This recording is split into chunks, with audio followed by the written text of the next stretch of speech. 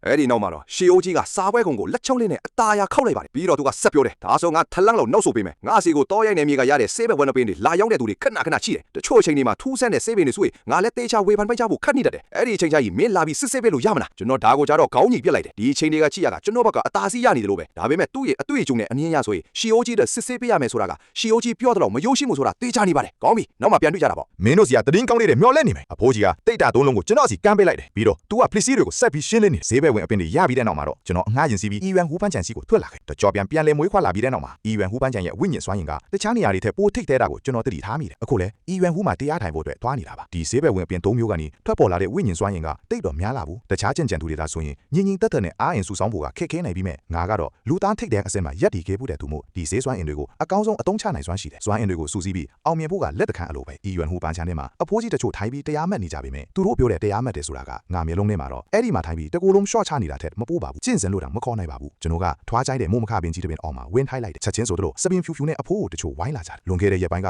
ကြင့်ကြံချင်းစောက်တင်ချိန်မှာဒီအဖိုးအိုတွေကတတိထားမိသွားကြကျွန်တော်ဘေးမှာကတ်နေရင်သူတို့အင်အားတွေပြေဝလာတာကိုဒါကြောင့်ကျွန်တော်ကိုမြင်တိုင်းသူတို့တွေအနားကိုတိုးကပ်လာတတ်ကျွန်တော်ဘာမှပြန်မပြောပဲစမ်းရှမ်းကျင့်စဉ်ကိုစတင်အသက်သွင်းလိုက်တယ်ပါဝင်ချိန်ကကျဲပါတဲ့ဝိညာဉ်စွမ်းအင်တွေစူစီလာပြီးမိုးမခပင်ကတုန်ခါသွားအရာအားလုံးကပေါ်ပြီးနှုတ်ပြလန်းဆန်းသွားတယ်လို့တဲ့ဘေးနာကအဖိုးကြီးတွေလည်းတကူလုံးနေလို့ထိုင်လို့ကောင်းသွားကြတယ်မျက်နှာတွေနီမြန်ပြီးအားရင်တွေပြည့်ဖြိုးလာတယ်10နှစ်လောက်ပြန်ငယ်သွားတယ်လို့မျိုးခန်းစားချက်မျိုးတော့ဖြစ်ပေါ်စေတယ်ညအတန်းကောက်ကျော်လို့လက်မင်းတာပြီးကျဲလေးဆုံးလာတဲ့အချိန်မှာပန်းကြံတွေကလူတွေလည်းအကုန်လုံးနှီးပါပြန်သွားကြပြီခန္ဓာကိုယ်အတွင်ပိုင်းကိုတစ်ခေါက်ပြန်စစ်ဆွဲကြည့်ပြီးတဲ့နောက်အစင်တက်ဖို့စ조사ကြည့်လို့ရပြီလို့ခန်းစားလိုက်ရတယ်မြေကင်ပေါ်၌ဝိညာဉ်စူးစီးမှုအစီရင်တစ်ခုကိုသူရွေးဆွဲလိုက်တယ်ဝက်သုံးကောင်ဆေးလုံးကိုထိုအစီရင်ထဲသို့ထည့်လိုက်ရအစီရင်မှာဝေဝါးသောမိခိုးရောင်အလင်းသားများဖျားထွက်လာပြီးဆေးလုံးတီလိုက်လင်းမြန်စွာ၆တွေ့သွားတော့သည်၎င်းအတွင်းရှိဝိညာဉ်စွာများအားလုံးသူဆက်မကြံစုပ်ယူခလိုက်ရပြီးမျက်စိဖြင့်မြင်နိုင်သောအငွေစက်များဖြင့်ကျွန်ုပ်၏ခန္ဓာကိုယ်ထဲသို့စီးဝင်လာခဲ့သည်ထိုအချိန်တွင်စိတ်နှလုံးသည်ပြင်ပလောက်အခန့်နှင့်ကင်းကွာသွားကရှိသမျှအစွမ်းကုန်ထုတ်သုံး၍အစိမ့်တိုင်ရန်စ조사နေတော်သည်မိုးတောက်အာယုံအချိန်ရောက်တော့ကျွန်ုပ်၏ပတ်ဝန်းကျင်၌လေပြင်းကခုဝဲခူးတိုက်ခတ်လာတော်သည်ကျွန်တော်မိထားတဲ့မျက်လုံးတွေကိုရွတ်တရက်ပြန်ဖွက်လိုက်တယ်ပြီးတော့အသက်ပြင်းပြင်းကချက်ရှူထုတ်လိုက်တယ်ပြောက်ကွယ်နေတာကြာပြီးဖြစ်တဲ့ဝိညာဉ်စွာအားဒီလဲပတ်လာတာကိုခန်းစားလိုက်ရတယ်နောက်ဆုံးတော့ကျင့်ကြံခြင်းအဆင့်1ကိုရောက်သွားပြီပဲဒါဆိုရင်တော့အခြေခံမှန်တန်အချို့ကိုအသုံးပြုလို့ရပြီကိ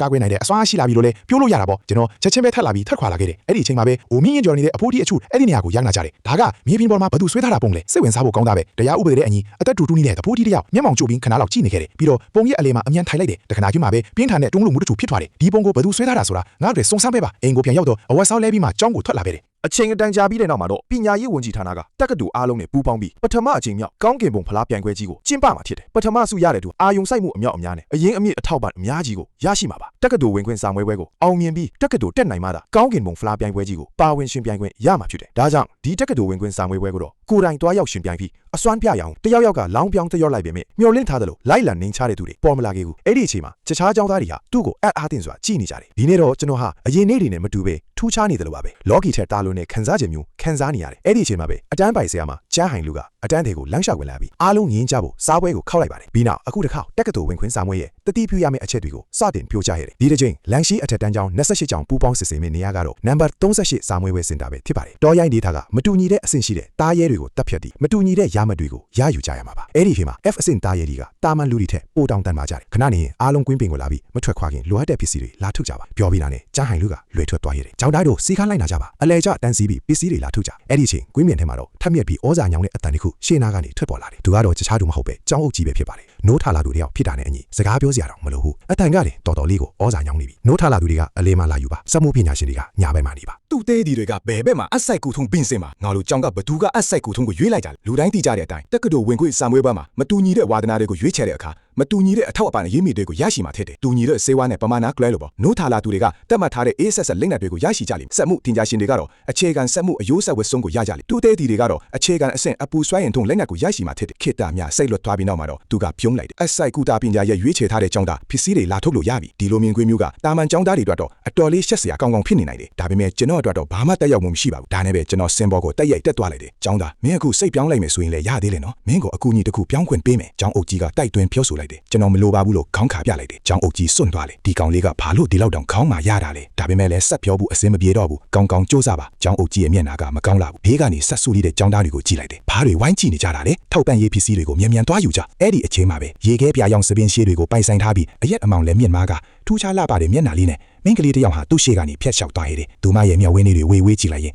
သူ့ကိုတတိမထားမိအောင်လေ့လာနေတယ်။ထူးချွန်တန်းကချီရွှေရောင်းပဲငါတို့ကျောင်းကပါရမီရှင်းမလေးမေပေါ့။နိုးထားလာသူတွေထဲကတူးတဲ့တော်မင်းကလေးအနီးကကြည့်တော့သူကအရန်လှတာပဲ။လန်ဆန်းကချီရွှေရောင်းကိုငေးကြည့်နေမိတယ်။ မိနစ်20ကြာတွင်လူတိုင်းအထောက်ပံ့ဖြစ်စီသည့်အားလုံးရရှိသွားကြပြီ။ကျောင်းကိုကြီးရဲ့ညွှန်ကြားမှုနဲ့အတူစာမွေးပွဲဖြေဆိုသူထောင်ပေါင်းများစွာဟာကျောင်းထဲကနေ SCE ထွက်ခွာကြတယ်။အဲ့ဒီအချိန်မှာစစ်လရင်အတွင်းသားလေးထုကတော့အတော်လေးထူးခြားနေတယ်။ကျောင်းသားတော်တော်များများဟာစိုးရင်တကြီးဖြစ်နေကြပြီးစကားပြောဆိုခြင်းအပြင်သူတို့ရဲ့စိတ်လှုပ်ရှားမှုတွေကိုဖြေးဖြောင်းနေကြတယ်။လူအတော်များများကသူ့ကိုခိုးကြည့်နေကြတယ်။သူကတော့မကြောက်တော့ဘူး။အတန်း6ကလူတွေပြောတော့သူကစွမ်းအားနိုးထမလာတဲ့အဖြစ်အရင်အဖွဲကတော့အဆုံးပစ်ခလိုက်ရတာလေ။ဘသူကဝန်းထုတ်ဝန်းပိုးကြီးကိုခေါ်သွားချင်မှလဲ။အဲ့ဒီလူတွေကတဟားဟားနဲ့ရဲမောနေကြတယ်။ဒါကသူတို့ရဲ့စိုးရင်စိတ်ကိုဖြေးဖြောင်းဖို့နီးလန်းတစ်ခုလိုပဲ။အမှတ်38စာမွေးပွဲဖြေဆိုခွင့်ကိုရောက်ရှိပါပြီ။အခုမြေပြင်ကနေမိသားနေရအကွာမှရှိနေပါပြီ။အားလုံးအောက်ကိုခုံချကြစစ်လရင်ရဲ့နောက်ဘက်တကားပွေလာတယ်။ပို့ဆောင်ရေးဝန်ထမ်းတွေကလူတိုင်းကိုလေးထီးတစ်ခုစီပေးလိုက်တယ်။စာမွေးပွဲဖြေဆိုသူအားလုံးကအထင်အလိုက်တစ်ယောက်ပြီးတစ်ယောက်ခုံချကြတယ်။အပြက်အစီတွေကြားမှာပေါင်းပင်တွေနဲ့နွေပင်တွေထုံလွှမ်းနေတယ်။လေထဲမှာအမိုက်တိုက်တွေလွင့်ပြန်နေတယ်။လေထူထဲမှာစိုးထိုင်းစားနတ်တွေပြန်နေတယ်။ဟိုမှာကြီးစမ်းအဲ့ဒါဘာတူလဲ။တကြောင်လုံးမှာတစ်ယောက်တည်းရှိတဲ့ကျင့်ကြံတူလေ။ထောင်ကနန်းမှာတစ်ယောက်ပဲရှိတဲ့အခွင့်အရေးမျိုးကိုငါတို့ဆုံးတွေ့ခဲ့ရပြီလေ။ယောက်ျားလေးတစ်ယောက်ကအန်အောတုံးလို့သွားတဲ့ဖုန်ဆိုင်နဲ့ခဏနေရင်တကယ်လို့တပူလောက်ထွက်လာခဲ့ရင်ငါတို့သူ့ကိုကူညီပေးတင်လား။မိန်းကလေးတစ်ယောက်ကစိုးရင်ကြီးစီမေးလိုက်တယ်။ကူညီရမှာပေါ့ ဘာလို့မကူညီပဲနေရမှာလဲတက်ကတူဝိုင်းနှန်းစာမွေးပဲမှာသူငယ်ချင်းကိုကူညီတာပဲပြီးရင်သူ့ကိုတရင်နဲ့ပါအောင်လုပ်လိုက်မယ်ဆိုရင်ငါတို့လည်းအပိုစုမှတည်းရနေတာပဲကိုခအေးအေးနဲ့ယောက်ျားလေးတယောက်ကပြန်ပြောလိုက်တယ်ကြောက်ရွံ့တုန်လုံးနေတဲ့မျက်နှာအမူအရာနဲ့သူတို့ငါရောက်စကားပြောနေကြတော့မှာပဲကျွန်တော်နောက်ကအဖျက်စီးတွေကြားတွေကနေသုံးကောင်းရှိတဲ့ဝင်းဘလူခွေးကောင်ထွက်လာတယ်တကောင်ချင်းစီကအမြင့်1မီတာနဲ့အလျား2မီတာလောက်ရှိတယ်ထွားရီကိုဖြေးပြပြီးကြည့်ရတာအရန်ကိုရက်ဆက်ကြမ်းကြုတ်လို့နေဒါပေမဲ့ကျွန်တော်ကတော့ဘာမှတတိပထားမိသေးတယ်လို့ပဲနောက်ကဝင်းဘလူခွေးကတော့ရှေ့ကိုတလန်းချင်းတူးလာနေတော့ပဲစွမ်းအားလည်းမနှိုးထားသေးပဲနဲ့ဒီလိုတော်ရိုင်းမိထဲမှာဒီလောက်တောင်ပေါ့စားရတယ်ပေါ့လीတကယ်ကိုတေတွင်းကူးနေတာပဲအဲ့ဒီဝဲဝင်မစ်စာလက်ထဲပါသွားတဲ့ကောင်လေးဘာစကားတာအဲ့လိုပြောနေပြီမဲ့မင်းကလည်းတော်တော်လေးတိုက်ခိုက်ခြင်းစိတ်ရှိနေတာပဲဘယ်အချင်းဖြစ်ဖြစ်